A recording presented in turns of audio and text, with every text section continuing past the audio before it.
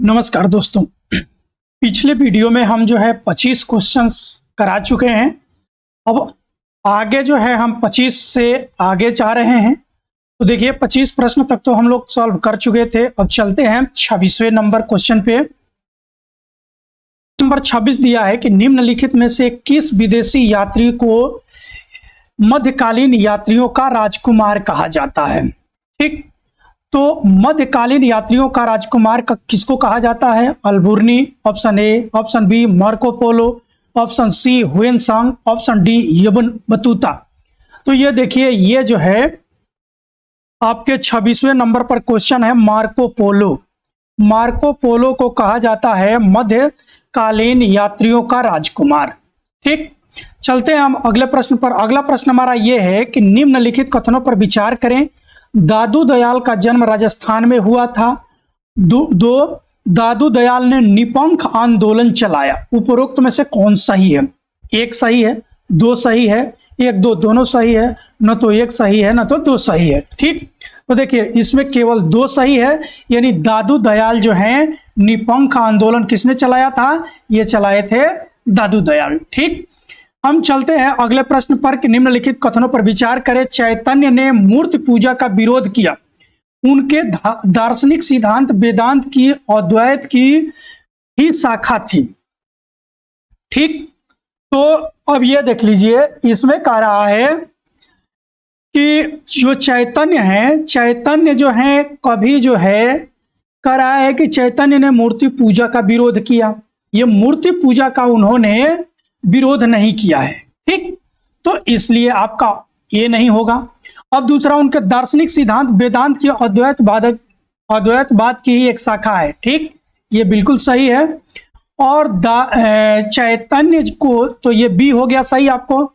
और ये चैतन्य महापुरुष प्रभु से एक चीज संबंधित है कि देखिए चैतन्य महाप्रभु जो है ये क्या करते हैं कि वैष्णव धर्म से संबंधित थे। इन्होंने अपने धर्म में या अपने भक्ति में, ये भक्ति काल के संत हैं, इन्होंने संकीर्तन जोड़ा। क्या जोड़ा? संकीर्तन। ठीक, इनका जन्म तो हुआ था उड़ीसा में, लेकिन ये कार्य क्षेत्र जो बनाए ये आए आपके बंगाल और अधिक दिनों तक रहे हैं कहां पे? ये वृंदावन में। ठीक है, इनको नीम के नीचे सुलाया जाता था, इसलिए इनको निमाई पंडित भी कहा गया है। तो ये भी याद रखना है कि निमाई पंडित किसको कहा गया है? ये इन्हीं को कहा जाता है। किसको? चैतन्य महाप्रभु को। ठीक, हम चलते हैं अगले प्रश्न पर। हमारा अगला प्रश्न है कि पशुधन गणना 2019 किस नंबर की जनगणना है? ठीक, तो पशुधन जनगणना जो है किस नंबर की जनगणना है? ऑप्शन ए 20वीं, ऑप्शन बी 18वीं, ऑप्शन सी 19वीं, ऑप्शन डी 12वीं। तो पशुधन जनगणना है ये 20वें नंबर की जनगणना है। हम अगले प्रश्न पर चलते हैं। अगला प्रश्न है कि जनगणना 2012 की तुलना में कुल पशुधन जनसंख्या कितने प्रतिशत बढ़ी है?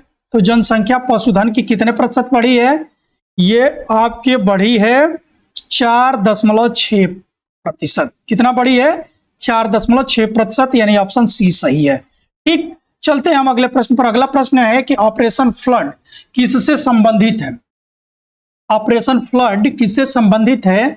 ऑप्शन ए रेशम उत्पादन से, ऑप्शन बी दूध उत्पादन से, ऑप्शन सी सब्जी उत्पादन से, ऑप्शन डी भारत में बाढ़ से। तो देखिए ऑपरेशन फ्लड जो है ये है दूध उत्पादन से संबंधित है। इससे है दूध उत्पादन से संबंधित है। और ऑपरेशन फ्लड को चलाने का श्रेय किसको जाता है? इसको जाता है वर्गीज कुरियन को। वर्गीज कुरियन। ठीक, तो वर्गीज कुरियन जो है इनको श्वेत क्रांति का जनक भी कहा जाता है। और वर्गीज कुरियन जो है ये एक ऐसा प्रयास किए कि सहकारी समिति को लाए। और सहकारी समिति जो अमूल है, देखेंगे कि बड़ी सी सहकारी समिति अमूल, जिसका दूध हम लोग लगातार लेते हैं, इसका जो प्लांट है ये कहां पे है? गुजरात के आणंद में। गुजरात के आणंद में। ठीक है, हम चलते हैं अगले प्रश्न पर। हमारा अगला प्रश्न है कि शंकरदेव मध्यकालीन असम के महानतम धार्मिक सुधारक थे। शंकरदेव असम के महानतम धार्मिक सुधारक थे। ऑप्शन 2 यानी महात्मा गांधी के प्रिय भजन वैष्णव जन तो तेने कहिए के रचयिता नरसिंह मेहता थे। ठीक है, दोनों सही है। शंकरदेव असम के जो हैं ये क्या हैं कि संत रहे, और महात्मा गांधी जो हैं नरसिंह मेहता के जो भजन है वैष्णव जनते पीर पराई जाई यही गाते थे, तो इनको नरसिंह मेहता ने ही रचा था। तो इसलिए ये आपका ऑप्शन जो है सी सही हो जाएगा, यानी 1 और 2 दोनों सही है। चलते हैं हम अगले प्रश्न पर। हमारा अगला प्रश्न है कि निम्न कथनों पर विचार करें। बसरा जो इस्लामिक विधान को मानते थे, और दूसरा बेसरा अर्थात जो इस्लामी विधान से बंधे नहीं थे। ठीक है, ये देखिए ये दोनों सही है। ये बसरा और बेसरा ये दोनों जो है सूफियों की विचारधारा है। तो बसरा जो है इस्लामिक यानी ये रूढ़िवादी थे, बेसरा यानी इस्लाम के हर विधान से ये बंधे हुए नहीं थे, यानी एक तरह से कहिए तो ये उदारवादी भी थे। तो यानी ऑप्शन जो है सी सही है। हम चलते हैं अगले प्रश्न पर। निम्नलिखित कथनों पर विचार करें। रामदास ने दास बोध नामक पुस्तक की रचना की, ये धरकरी संप्रदाय से थे। ठीक, तो रामदास दास बोध की रचना की और ये धरकरी संप्रदाय से थे, ये दोनों सही है, यानी ए और बी, यानी 1 और 2 दोनों सही है, यानी ऑप्शन सी सही है। चलते हैं हम अगले प्रश्न पर। निम्नलिखित कथनों पर विचार करें। बाबर का मकबरा लाहौर में है, दूसरा जहांगीर का मकबरा काबुल में है। ये देखिए दोनों बदल दिया गया है, यानी उल्टा कर दिया गया। बाबर का मकबरा काबुल में और जहांगीर का मकबरा लाहौर में है, इसलिए आपका न तो 1 सही है और नहीं 2 सही है। ठीक है, चलते हैं हम अगले प्रश्न पर। हमारा अगला प्रश्न है, मुझे अपनी कब्र पर स्मारक नहीं चाहिए, मुझे खुले और विस्तृत मैदान में विश्राम करने दिया जाए। यह किसकी इच्छा थी? देखिए ये जो है सूफी संत निजामुद्दीन औलिया ने कहा था। ठीक है, निजामुद्दीन औलिया कहते हैं कि मुझे अपनी कब्र पर स्मारक नहीं चाहिए, मुझे खुले और विस्तृत मैदान में विश्राम करने दिया जाए। और इनकी कब्र कहाँ है? इनकी कब्र है दिल्ली के निजामुद्दीन में। दिल्ली का निजामुद्दीन स्टेशन फेमस है, लेकिन बाद में जो है इनके कब्र पर जो है क्या किया गया कि मकबरा बना दिया गया, जबकि इनकी इच्छा नहीं थी। अब एक दूसरी बात है, कब्र की बात आई तो एक कब्र से ही दूसरा प्रश्न बन जाता है। देखिए जो भारत का अंतिम बादशाह है बहादुर शाह जफर, तो बहादुर शाह जफर की कब्र कहाँ है? बहादुर शाह जफर को जो है 1857 के युद्ध के बाद निर्वासित करके रंगून भेज दिया गया था। ठीक, और रंगून में ही बहादुर शाह जफर का क्या हो गया था? देहांत हो गया। जब बहादुर शाह जफर की वहां पे मजार बनी है, तो उसमें जो चूंकि बहादुर शाह जफर जो थे ये बड़ा ही शायरी वगैरह किया करते थे, तो ठीक है, तो इनकी एक शायरी जो है उसी कब्र पर लिखी गई है बहादुर शाह जफर के। कभी हो सकता है कि आप लोगों से क्वेश्चन पूछ दे तो आप लोग उसे भी याद रखिए। और बहादुर शाह जफर की वो शायरी क्या है कि 2 आरजू में कट गए 2 इंतजार में, कितना बदनसीब है रे जफर दफन के लिए, 2 गज जमीन न मिली ऊंचा यार में। तो ये बहादुर शाह जफर की मजार पर लिखी गई है। उसी तरह से यदि मजार से क्वेश्चन और भी आ जाए कि सिकंदरा में जो है अकबर का मजार है, सिकंदर ये आगरा, तो यहीं पे इसकी मजार है। अकबर के मजार पर अल्लाह अकबर एक तरफ अल्लाह और एक तरफ अकबर लिखा गया है। ये भी एक बार क्वेश्चन आ गया है, हो सकता है पूछ ले, तो याद रखिएगा कि अल्लाह अकबर किसके मजार पर लिखा गया है, यानी अकबर की मजार पर लिखा गया है। ठीक, हम चलते हैं अगले प्रश्न पर। अगला प्रश्न है कि सुबोधनी किसकी रचना है? सुबोधनी किसकी रचना है? तो सुबोधनी जो है ये option A Vallabhacharya, option B Dadu Dayal, option C Chaitanya Mahaprabhu, option D Ramanand. Subodhini जो है बल्भाचार्य की रचना है। ठीक है, इसको याद रखिएगा आप लोग। चलते हैं अगले प्रश्न पर कि निम्नलिखित युद्धों को उनके काल क्रम के क्रम में व्यवस्थित कीजिए। ठीक है, ये प्रश्न जो है आप लोग डेट वाइज देख लीजिएगा। इसका मैं केवल आंसर बता देता हूं क्योंकि आप लोगों को ये क्वेश्चंस जो है पता है। तो ये जो है इसका सही ऑप्शन जो है सी है, यानी क्या 2 3 4 2 1, यानी सबसे पहले क्या आएगा? चौसा का युद्ध आएगा, फिर आपका बिलग्राम का युद्ध, फिर आएगा सरहिंद का युद्ध और तब आएगा पानीपत का द्वितीय युद्ध। पानीपत का द्वितीय युद्ध कब है? 1556। पानीपत का प्रथम युद्ध कब है? 1526। ठीक है, चलते हैं हम अगले प्रश्न पर। हमारा अगला प्रश्न है कि निम्नलिखित कथनों पर विचार कीजिए। 1951 की जनगणना के अनुसार देश की कुल जनसंख्या का 5.6% अनुसूचित जातियों का था। दूसरा, जनगणना 2001 के अनुसार भारत में अनुसूचित जनजातियों का प्रतिशत भारत की कुल जनसंख्या का 8.6% है।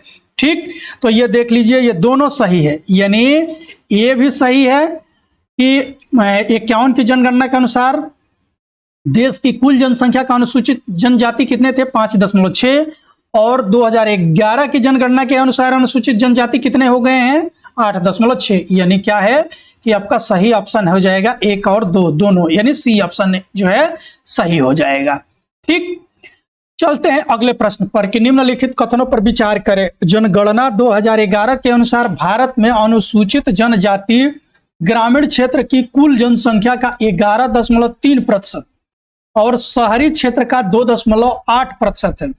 दूसरा, 2001-2011 के दौरान अनुसूचित जनजातियों की 10 की वृद्धि दर 23.7% थी। उपरोक्त में से कौन सा सही है? तो देखिए, इसमें भी आपके ये दोनों ऑप्शन सही है। कौन? यानी 1 और 2 दोनों सही है। क्लियर? चलते हैं हम अगले प्रश्न पर। हमारा अगला प्रश्न है कि अनुसूचित जातियों की सबसे ज्यादा जनसंख्या मध्य प्रदेश में है। दूसरा, अनुसूचित जनजातियों की सबसे ज्यादा जनसंख्या पंजाब में है। अब इसमें आपका ऑप्शन ए सही है, ऑप्शन बी सही है, सी ऑप्शन 1 2 दोनों सही है, डी न तो 1 सही है न तो 2 सही है। तो इसमें क्या सही आंसर होगा आपका? इसमें है कि न तो 1 सही है और नहीं 2 सही है। ठीक है, तो ये आपका सही आंसर क्या हो जाएगा? डी। चलते हैं हम अगले प्रश्न पर। अगला प्रश्न हमारा ये है कि निम्नलिखित कथनों पर विचार कीजिए। भारत का पहला परमाणु ऊर्जा स्टेशन तारापुर महाराष्ट्र में 1969 में यूएस की सहायता से स्थापित किया गया था। दूसरा, ट्राम्बे में परमाणु ऊर्जा संस्थान की स्थापना 1954 में की गई थी। ठीक, अब ये क्या है कि ये दोनों सही है, यानी 1 और 2 दोनों सही है, यानी ऑप्शन सी सही है। इसको देख लीजिएगा आप लोग। ठीक, चलते हैं हम अगले प्रश्न पर। हमारा अगला प्रश्न ये है, अगला प्रश्न हमारा ये है कि निम्न कथनों पर विचार करें। निम्न कथन पर विचार करें। प्रमाण खनिज अन्वेषण एवं अनुसंधान निषेधालय हैदराबाद में है। ठीक, दूसरा, राजा रमना उन्नत प्रौद्योगिकी केंद्र इंदौर में है। अब इसमें सही क्या है? ए 1 सही है, बी 2 सही है, सी 1 और 2 दोनों सही है, डी न तो 1 सही है और न तो 2 सही है। तो इसमें जो है आपका दोनों सही है। क्या सही है? 1 और 2 दोनों सही है। क्लियर? चलते हैं अगले प्रश्न पर कि निम्नलिखित कथनों पर विचार करें। एंथ्रेसाइट लौ अयस्क है। कोयले को ब्लैक गोल्ड भी कहते हैं। उपरोक्त में से क्या सही है? तो देखिए, ये एंथ्रेसाइट जो है ये किसका है? ये लौ अयस्क नहीं है, ये कोयले का है। ठीक, और कोयले को ब्लैक गोल्ड कहते हैं, ये बिल्कुल सही है। तो ये सही आंसर क्या हो जाएगा आपका? बी सही हो जाएगा। हम चलते हैं अगले प्रश्न पर। अगला प्रश्न है, इरूला जनजाति निम्न में से किस राज्य में पाई जाती है? इरूला जनजाति कहां पे पाई जाती है? तो इरूला जनजाति जो है ये केरल में पाई जाती है। कहां पाई जाती है? केरल में पाई जाती है। ठीक है, चलते हैं अगले प्रश्न पर। अगला प्रश्न हमारा यह है कि कंपटी किस राज्य में है? तो कंपटी जो है ये आपके महाराष्ट्र में है। ठीक है, हम चलते हैं अगले प्रश्न पर। अगला प्रश्न हमारा यह है कि कर्णपुरा और रामगढ़ कोलफील्ड किस राज्य में है? तो कर्णपुरा और रामगढ़ जो है कोलफील्ड कहां पे है? ये झारखंड में है। कहां पे है? झारखंड में है। ठीक है, चलते हैं हम अगले प्रश्न पर। अगला प्रश्न हमारा यह है कि निम्न में से निम्न गुणवत्ता का कोयला किसको कहा जाता है? एंथ्रेसाइट, बिटुमेन्स, लिग्नाइट, पीट। तो किसको कहा जाता है? ये पीट को कहा जाता है। ठीक, हम चलते हैं अगले प्रश्न पर। अगला प्रश्न है कि नवेली किस राज्य में स्थित है? नवेली किस राज्य में स्थित है? Option A Tamil Nadu, option B Telangana, option C Andhra Pradesh, option D मध्य पश्चिम बंगाल। तो किस राज्य में स्थित है? नवेली जो है तमिलनाडु में स्थित है। किसमें है? ये तमिलनाडु में स्थित है। चलते हैं अगले प्रश्न पर है कि भारतीय अंतर्देशीय जलमार्ग प्राधिकरण कब अस्तित्व में आया? भारतीय अंतर्देशीय जलमार्ग प्राधिकरण कब अस्तित्व में आया? Option A 1986, option B 1985, option C 1987, option D 1988। तो कब आया? ये आया 1986, ठीक है, 1986 में आया। तो अब देखिए अभी तक हमने जो है 50 प्रश्न जो कंप्लीट किया, इसमें आपको बहुत सारे प्रश्न ऐसे मिले जो कि आपके एग्जाम के दृष्टि से बड़े ही महत्वपूर्ण हैं। तो आप इन प्रश्नों के प्रकृति से यदि खुश हैं तो आप हमारे इस चैनल को लाइक जरूर कर लीजिएगा, और हाँ, चैनल को सब्सक्राइब भी करिए, जिससे कि जब हम लोग इस तरह की सीरीज लेकर के आए तो नोटिफिकेशन आपको तुरंत मिल जाए। इसलिए हमारे इस चैनल का बेल आइकन भी जरूर प्रेस कर लें। और हाँ, आप अपने सुझाव कमेंट बॉक्स में जरूर दें। हमारी लाइव क्लास भी चल रही है, आप ज्वाइन करना चाहते हैं उसमें भी ज्वाइन करें। हमारी ऑफलाइन क्लास भी शुरू हो चुकी है। आप जो है हमारे इंस्टीट्यूट के नंबर पे कॉल करके अपना रजिस्ट्रेशन करा सकते हैं। तो चलिए हम चलते हैं अगले प्रश्न पर। हमारा अगला प्रश्न है कि भारत का सबसे बड़ा सिल्क उत्पादक राज्य कौन सा है? भारत का सबसे बड़ा सिल्क उत्पादक राज्य कौन सा है? Option A Karnataka, option B Tamil Nadu, option C Andhra Pradesh, option D Paschim Bangal. तो भारत का सबसे बड़ा सिल्क उत्पादक राज्य कौन सा है? तो ये है आपका कर्नाटक, ठीक है, ये है कर्नाटक। चलते हैं हम अगले प्रश्न पर कि लाख अनुसंधान केंद्र स्थापित किया गया, कहां पे किया गया? Option A Ranchi, option B Bokaro, option C Bhilai, option D Dispur. तो लाख अनुसंधान केंद्र स्थापित किया गया है कहां पे? रांची में, ठीक है। चलते हैं अगले प्रश्न पर। अगला प्रश्न है कि निम्नलिखित कथनों पर विचार करें। एक देश 2030 तक लगभग 450 गीगावाट स्थापित अक्षय ऊर्जा क्षमता का लक्ष्य रखा है। दूसरा, सोलर से 350 गीगावाट की उम्मीद है। अब इसमें क्या सही है? एक सही है, बी 2 सही है, सी 1 और 2 दोनों सही है, डी नहीं 1 सही है और नहीं 2 सही है, ठीक। तो इसमें जो आपका सही है यह है क्या कि केवल 1 सही है। क्या सही है? केवल 1 सही है। चलते हैं हम अगले प्रश्न पर। हमारा अगला प्रश्न यह है कि निम्न कथनों पर विचार करें। पवन ऊर्जा में भारत का 5वां स्थान है। पवन ऊर्जा में भारत का 5वां स्थान है। दूसरा, सौर ऊर्जा में भारत का 3रा स्थान है। तो इसमें क्या सही है? तो देखिए इसमें केवल 1 सही है कि पवन ऊर्जा में भारत का कौन सा स्थान है? ये 5वां स्थान है, ठीक। हम चलते हैं अगले प्रश्न पर कि अंडमान निकोबार में सबसे ज्यादा बोली जाने वाली भाषा कौन सी है?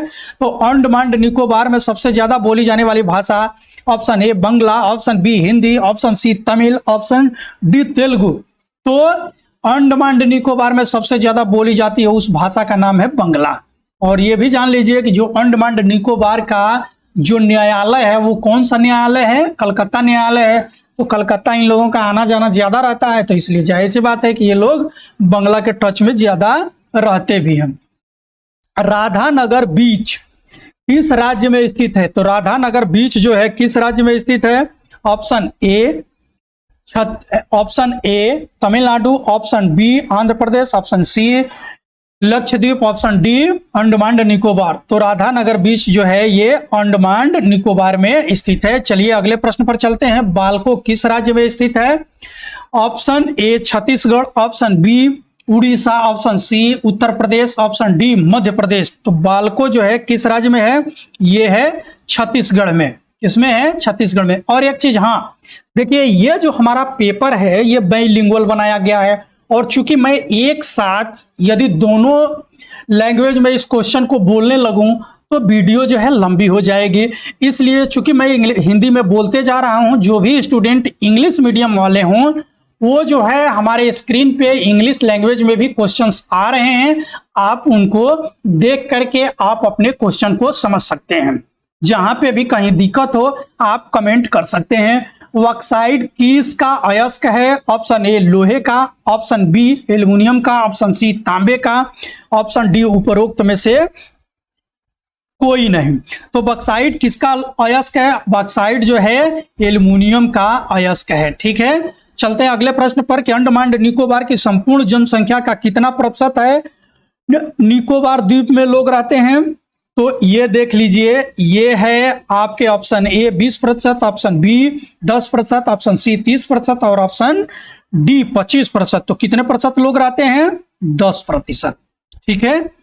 चलिए हम चलते हैं अगले प्रश्न पर। अगला प्रश्न है कि कंधमाल हल्दी किस राज्य की जीआई टैग प्राप्त है? तो कंधमाल हल्दी को किस राज्य में जीआई टैग प्राप्त हुआ है? ये जो है option A Orissa, option B Chhattisgarh, option C Tamil Nadu, option D Andhra प्रदेश।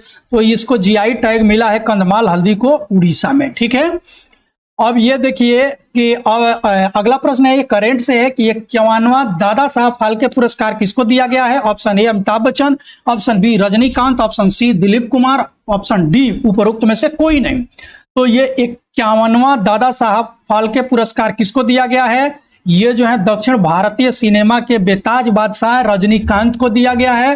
प्रश्न जो है महत्वपूर्ण है, इसको जरूर आप लोग याद कर लीजिएगा।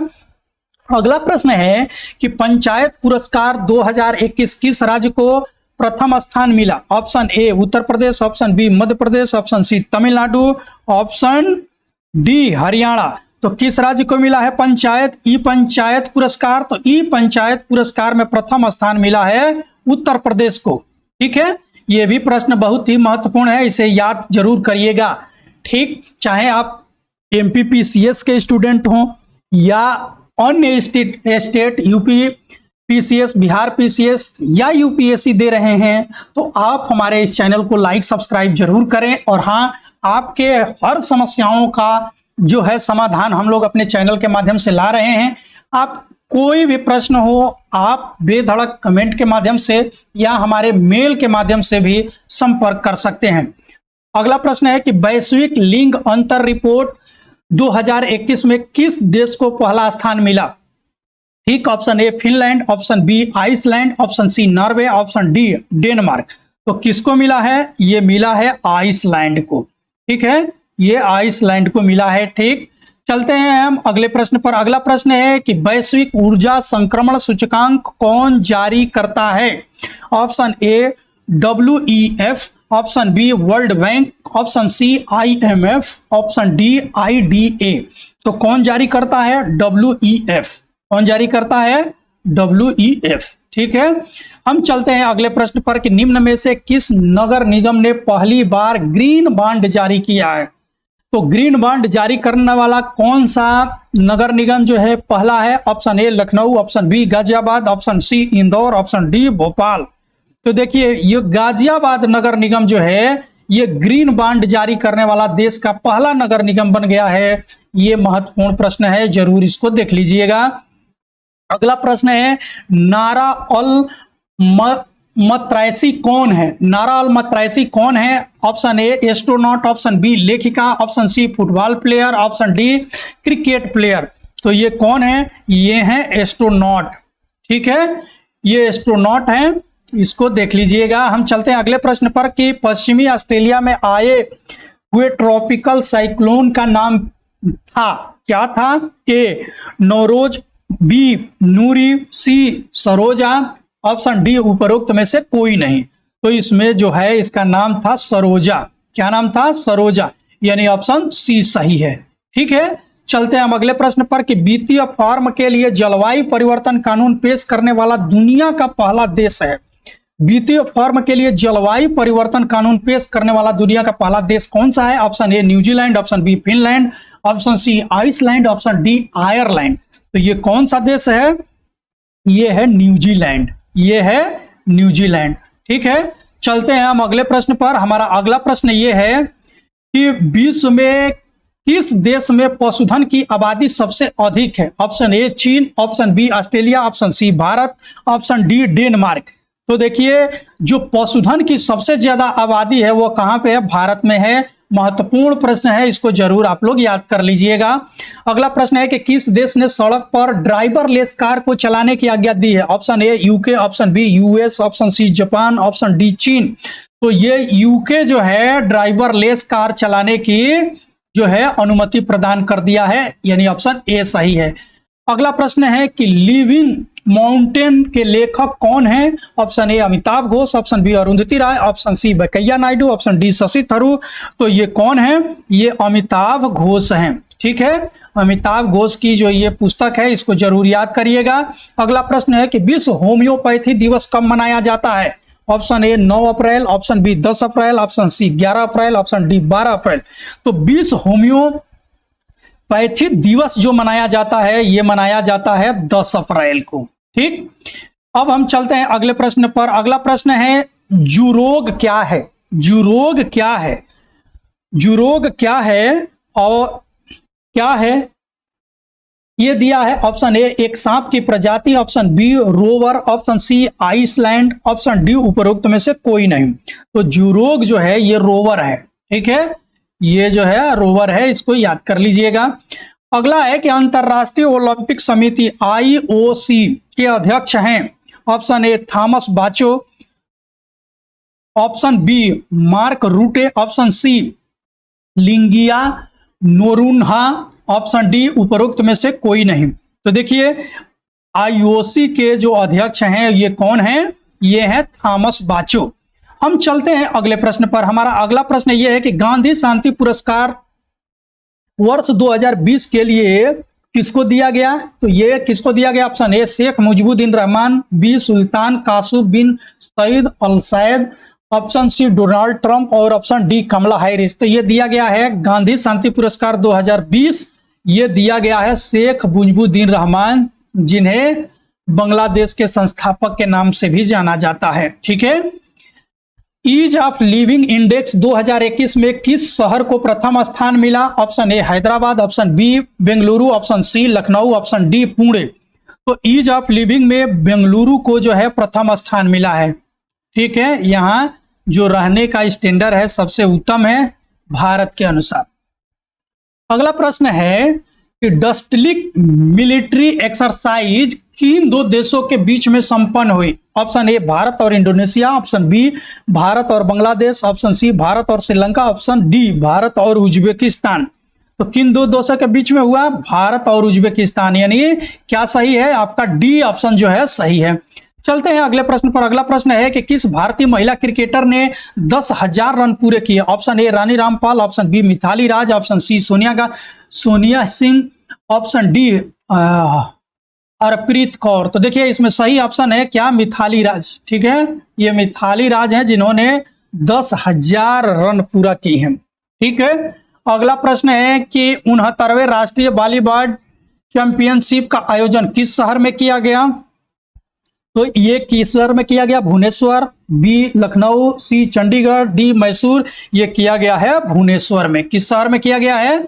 ये भुवनेश्वर में किया गया है। ठीक, चलते हैं अगले प्रश्न पर। अगला प्रश्न हमारा यह है कि राष्ट्रीय टीकाकरण दिवस किस दिन मनाया जाता है? राष्ट्रीय टीकाकरण दिवस किस दिन मनाया जाता है? Option A 13 March, option B 10 March, option C 15 March, option D 16 March. तो ये मनाया जाता है 16 मार्च को। ठीक, हम चलते हैं अगले प्रश्न पर कि विश्व जल दिवस की थीम क्या थी? ऑप्शन ए जल ही जीवन है, ऑप्शन बी जल और जीवन, ऑप्शन सी मूल्यवान जल, ऑप्शन डी उपर्युक्त में से कोई नहीं। तो ये जो है मूल्यवान जल, यानी ऑप्शन जो है इसका सी सही हो जाएगा। ठीक, विश्व जल दिवस की थीम क्या थी? मूल्यवान जल। अगला प्रश्न है कि किस शासक ने मलिक काफूर को कोहिनूर हीरा भेंट किया था? तो मलिक काफूर को कोहिनूर हीरा किसने भेंट किया? Option A Pratap Rudradev, option B Pratap Veerabhadra, option C Pratap Singaji, option D Pratap Narendra Singh. तो ये जो है प्रताप रुद्रदेव जो हैं ये मलिक काफूर को जो है कोहिनूर हीरा भेंट किए थे। और ये मलिक काफूर जो है क्या था? ये अलाउद्दीन जब दक्षिण विजय कर रहा था तो ये उसके सेना का ये नेतृत्व कर रहा था। ठीक, चलते हैं अगले प्रश्न पर कि ईरान का नेपोलियन किसको कहा जाता है? Option A Nadir Shah, option B Ahmad Shah, option C Mohammad Shah, option D उपरोक्त में से कोई नहीं। तो ईरान का नेपोलियन किसको कहा जाता है? ये कहा जाता है नादिर शाह को। ठीक, और भारत का नेपोलियन किसको कहा जाता है? तो ये कहा जाता है समुद्रगुप्त को।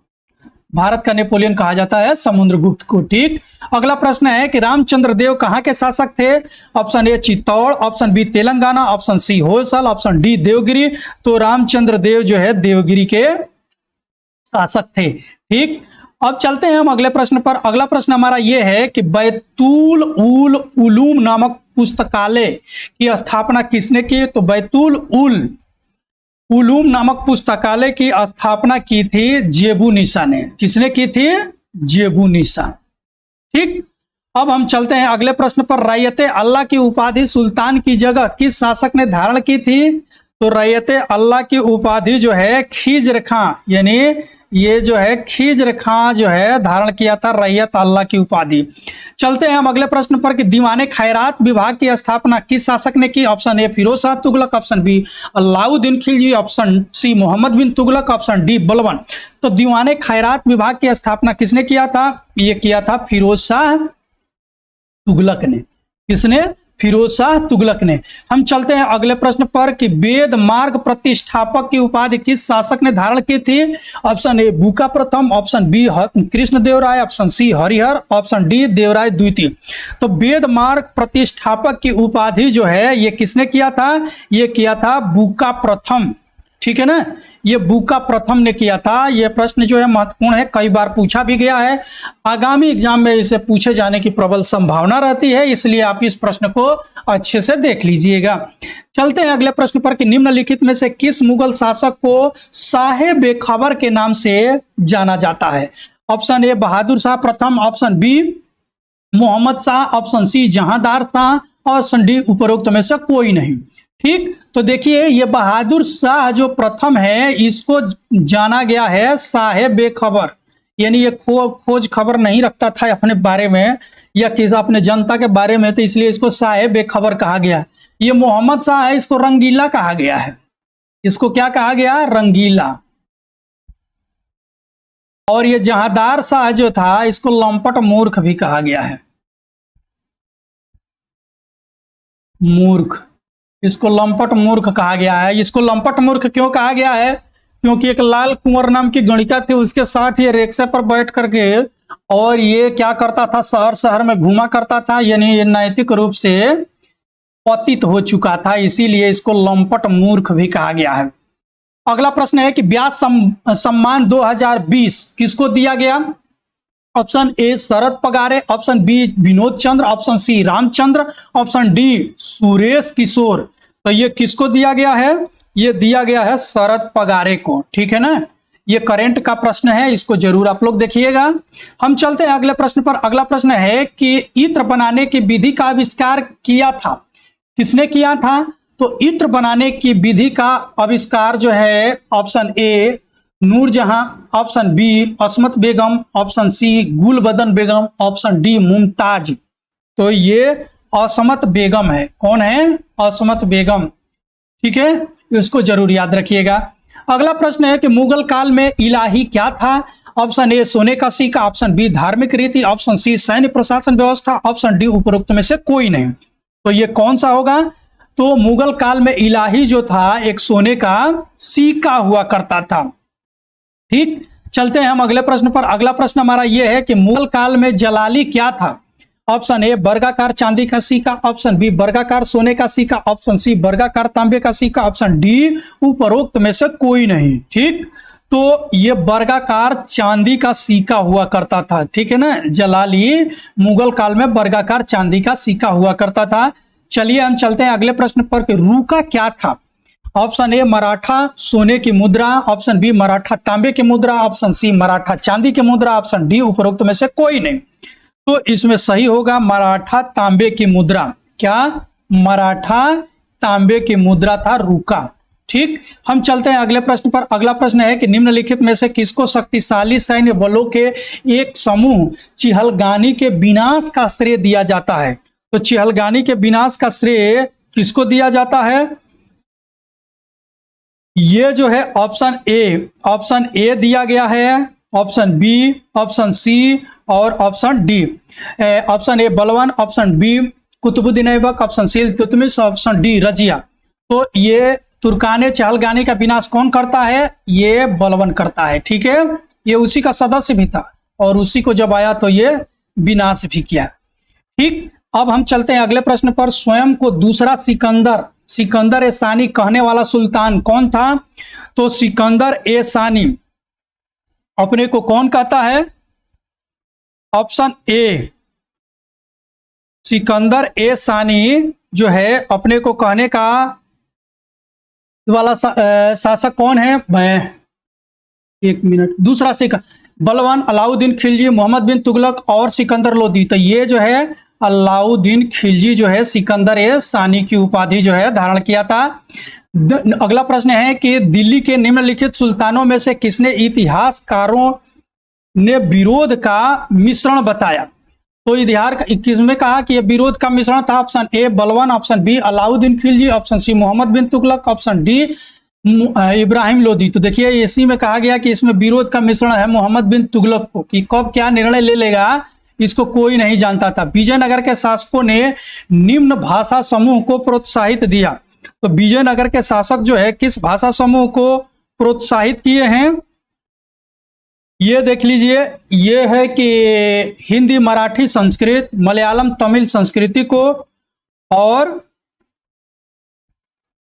अगला प्रश्न है